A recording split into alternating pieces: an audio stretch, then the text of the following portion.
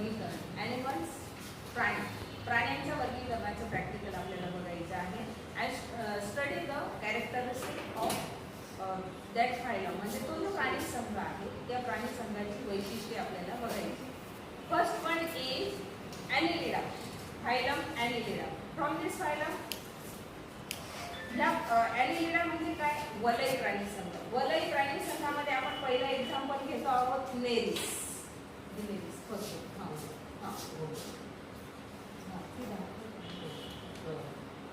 First one is Nereis.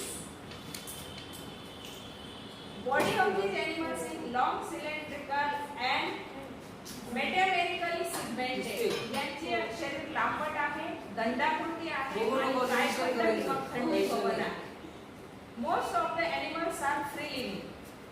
हे प्राणी स्वतंत्र राहतात. फ्री लिव्हिंग म्हणजे काय?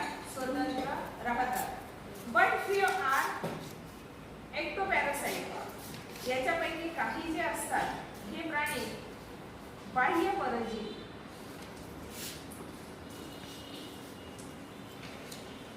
ectoparasates,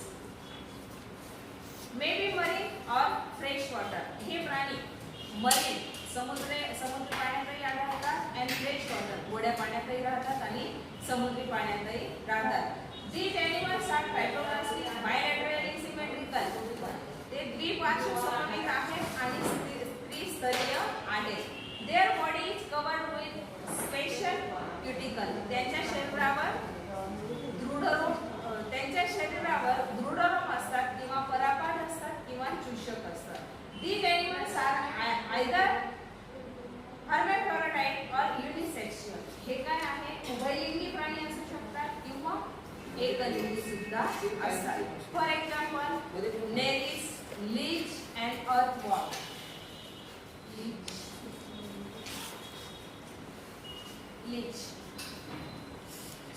लीच म्हणजे जळू. हा बघा, हा जळू नावाचा प्राणी. ॲनिलिडा. ॲनिलिडा म्हणजे काय? ॲनिलिडा म्हणजे संधिपाद प्राणी संघ. संधिपाद प्राणी संघामध्ये झुरळ, फुलपाखरू, आपण ज्याला पैसा म्हणतो, हे प्राणी हे काय आहेत? संधिपाद प्राणी आहेत. These animals have joint appendages, hence they are called arthropoda. यांच्या छोट्या छोट्या तुकड्यांनी जोडून तयार झालेली उपांगे असतात. छोट्या छोट्या तुकड्यांनी जोडून झालेली उपांगे आहेत का? म्हणून यांना संधिपाद प्राणी असं म्हणतात. Planet Earth has highest number of animals from this phylum. पृथ्वी तलावर हा जो संधिपाद प्राणी संघ आहे याची संख्या सर्वात जास्त आहे. सगळ्यात जास्त प्राणी कोणते आहेत? संधिपाद प्राणी संघ. These animals are found in all types of habitat. हे प्राणी सर्व प्रकारचे जे हे आहे, म्हणजे महासागर असेल, उंच पर्वत शिखर असेल, कुठलाही अधिवास असेल, पृथ्वी तलावरच्या कुठल्याही अधिवासामध्ये हे प्राणी आढळतात. म्हणून हे पृथ्वी तलावरचा सर्वात मोठा प्राणी संघ आहे. Body of this animals are trichomorphic and bilaterally symmetrical. Bilaterally symmetrical आहे बघा, द्विपार्श्व सममित. शरीराचे दोन डावा आणि उजवा सारखेच भाग आहेत की नाही? बायलॅटरल, द्विपार्श्व सममित आहेत. And body is segmented. खंडीभूत शरीर आहे. त्यांचे शरीर कसं आहे? खंडीभूत आहे. These animals are unisexual. एकलिंगी प्राणी असतात. For example butterfly, cockroach. Butterfly also belonging to phylum Annelida. Butterfly सुद्धा Annelida या प्राणी संघामध्ये येतो. फुलपाखरू बघितलंय ना? खंडीभूत शरीर, जोडलेली उपांगे असतात. आणि फुलपाखरू डोंगरावरही आढळतं, शेतातही आढळतं, सगळीकडे यांचा अधिवास असतो. Next one is phylum Mollusca. Mollusca म्हणजे मृदुकाय. ज्यांचे शरीर मऊ आहे त्यांना मृदुकाय प्राणी असं म्हटलं जातं. For example octopus. This is octopus. Body of this animals is soft and slimy. बुळबुळीत, स्लिमी मीन्स बुळबुळीत शरीर आहे त्यांचं. Hence they are referred as mollusca. This is the second largest phylum in animal kingdom. प्राणी संघामध्ये हा दुसऱ्या नंबरचा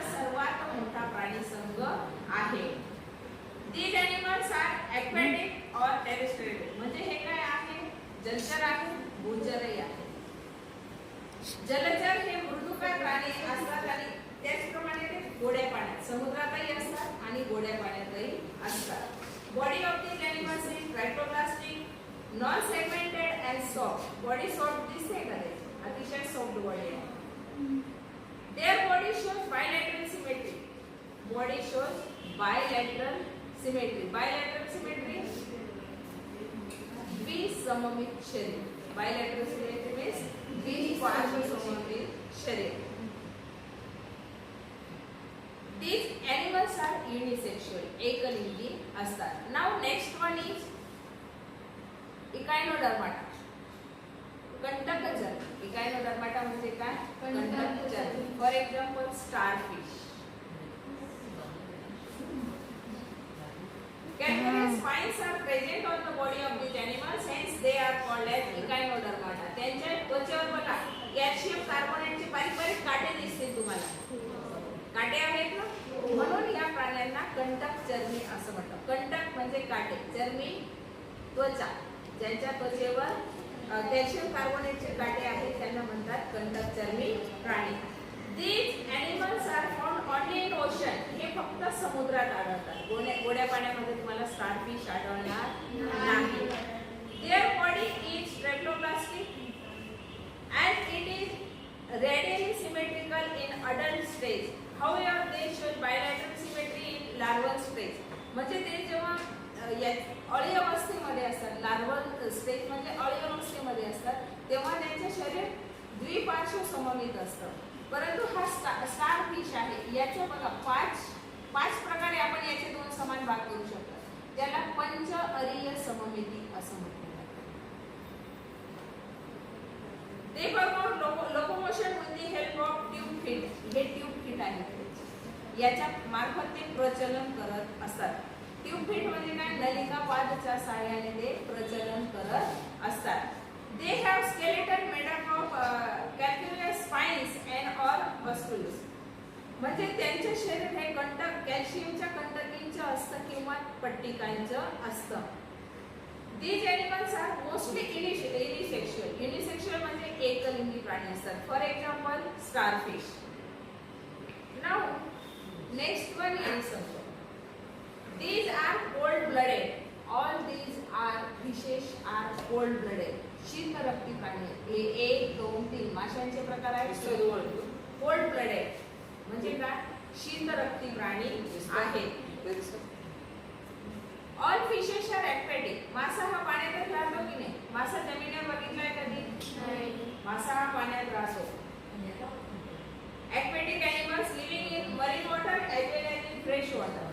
समुद्रामध्ये मासे असतात आणि नदीच्या पाण्यामध्ये किंवा गोड्या पाण्यामध्ये देखील मासे असतात. Body is spindle shape to minimize water resistance.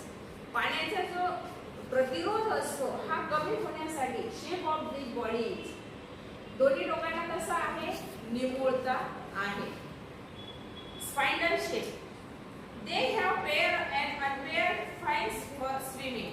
त्यांना पोहण्यासाठी युमिक किंवा अयुमिक पर असतात. Respiration organs with gills. कल्ला विदऱ्यांच्या सहाय्याने ते श्वसन करत असतात. Next is Amphibia. Class Amphibia उभयचर प्राणी वर्ग. For example frog. These animals are strictly aquatic during larval life and perform only aquatic respiration, whereas they can live in water as well as on land during adult life. ते डिंब अवस्थेमध्ये पाण्यातच असतात आणि जलीय श्वसन करतात. परंतु प्रौढ अवस्थेमध्ये ते उभयचर पाण्यातही राहतात आणि जमिनीवर राहतात, म्हणून त्यांना उभयचर असं म्हटलं जातं. जलीय श्वसन आणि वायू श्वसन करतात म्हणून त्यांना उभयचर प्राणी असं म्हटलं जातं. They have two pair of appendages. त्यांना उपांगांच्या 2 जोड्या आहेत. Digits are without claw. त्यांच्या अंगुलींना नखे आहेत का? बेडकाच्या अंगुलींना नखे आहेत का? नख नाही. Exoskeleton is absent. बाह्य कंकाल नसतं. Skin is without any derivative and usually kept moist for respiration. त्यांची त्वचा नेहमी ओलसर असते. कशासाठी? Moist for respiration. श्वसनासाठी. कान आहे का बघा आणि मान आहे का बघा. Neck is absent.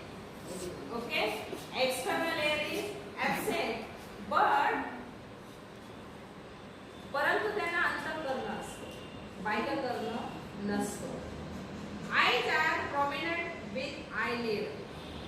त्यांचे डोळे बटबटीत आहेत आणि त्या डोळ्यांवर पापण्या आहेत. Now next one is class Reptilia. Reptilia means सरीसृप. सरीसृप म्हणजे सरपटणार. For example lizard. लिझार्ड पाल. Observe lizard. According to this course of animals evolution, these are the first true terrestrial animals with creeping movement.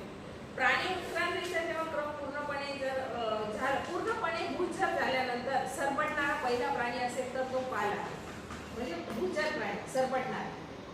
These are cold blooded. शीतरक्ती प्राणी आहेत. They creep on the land as their body cannot be lifted up. ते सरपटतात. त्यांचे शरीर ते उचलू शकत नाही. They cannot lift their body. Their skin is dry and scaly. त्यांची त्वचा कशी आहे? कोरडी आहे. Scaly खवलेली त्वचा आहे. निरीक्षण करायचं आहे. Neck is present or not? मान आहे का? पालीला मान आहे का? Yes, neck is present. Between head and trunk. कशामध्ये आहे मान? शरीर आणि धड यांच्यामध्ये मान आहे. Digits are provided with claws. त्यांच्या जे अंगुली आहेत त्यांना नख असतात. पालीला नख असतात. फॉर एक्झाम्पल टॉर्टॉइस, कासव सुद्धा त्यामध्ये रेप्टिलिया मध्ये मोडतो. त्यानंतर लिझार्ड, स्नेक साप. Next Aves and Mammalia. कबूतर माहिती आहे ना तुम्हाला? मॅमिलिया हे बघितलं इकडे जन्म बेडकाचा कशा पद्धतीने हे इतके काही तेव्हा बेडकांची अवस्था कशी आहे बघितलं का? डिंबावस्थेमध्ये फक्त पाण्यात राहतात. डिंबावस्था दाखवली आहे. असं ज्वलीय श्वसन. नखे नसतात बेडकाला. बाह्य कंकाल आहे का? नाही. आणि यांचे शरीर हे मृदू असते. बाह्य कर्ण आहे का बघा त्यांना? बेडकाला कान आहे का? बाह्य कर्ण आहे का? दिसतोय? बाह्य कर्ण नाही, परंतु कर्णपटल असते. डोळे कसे बटीत? बटबटीत. डोळे कसे आहे? बटबटीत आहे. त्यांना पापण्या आहे का बघा डोळ्यांना? नाही. अरे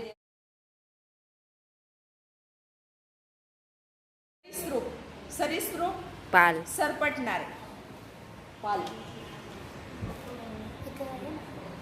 आहे इथे पाल.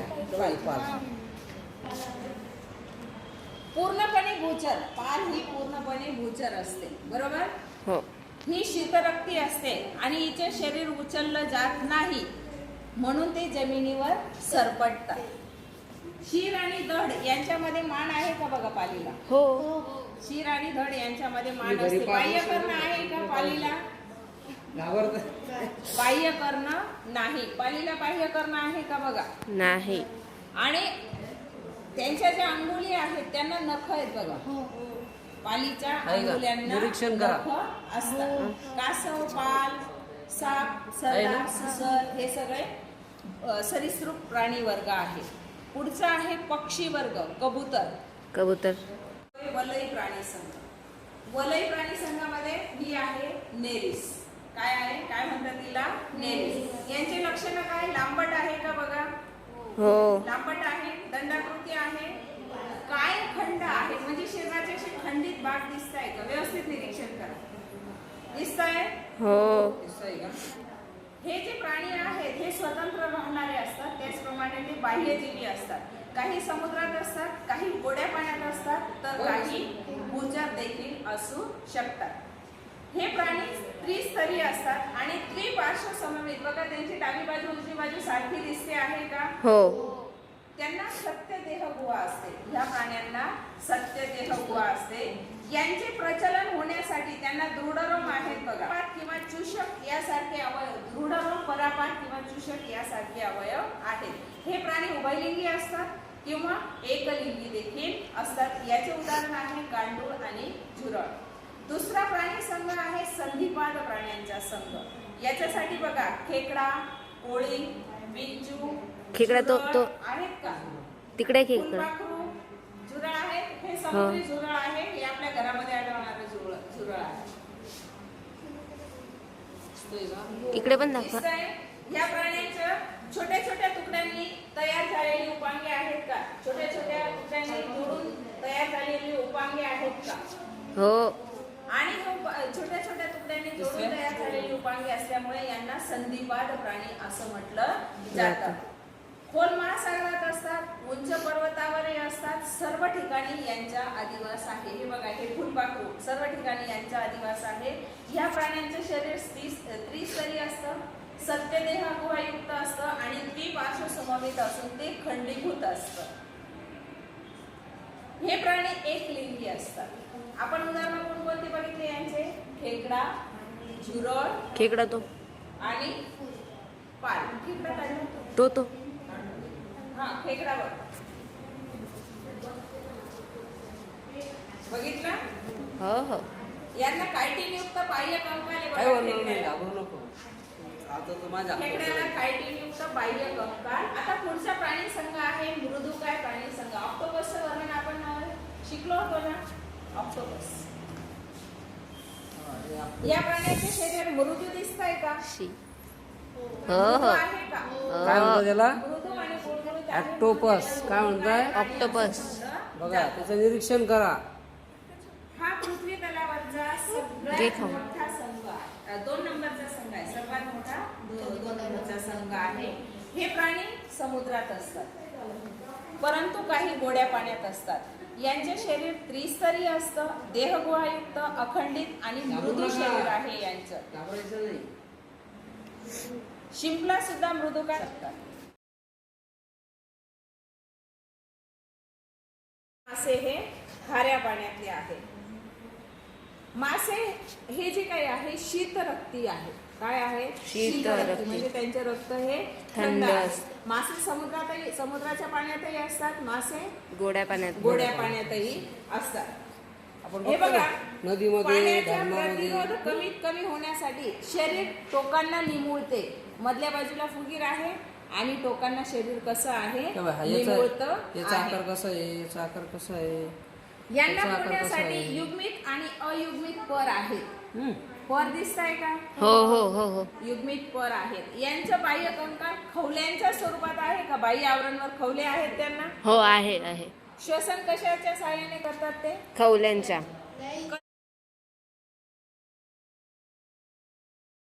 कल्लाविगरे. कल्लाविगरे. श्वसन हे कल्ल्यांच्या सहाय्याने, त्यांना कल्लाविगरे असं म्हटलं जातं. पुढचा प्राणी संघ आहे उभयचर, जे पाण्यातही राहतात आणि जमिनीवरही राहतात. त्यांना उभयचर प्राणी म्हणतात. त्याचे उदाहरण म्हणजे बेडूक. याच्याविषयी आपण माहिती घेतलेली आहे. पुढे सरीसृप. सरीसृप म्हणजे हा सरपटणारे. बघा, बेडकाचं दाखव. बेड आहे का बेडूक?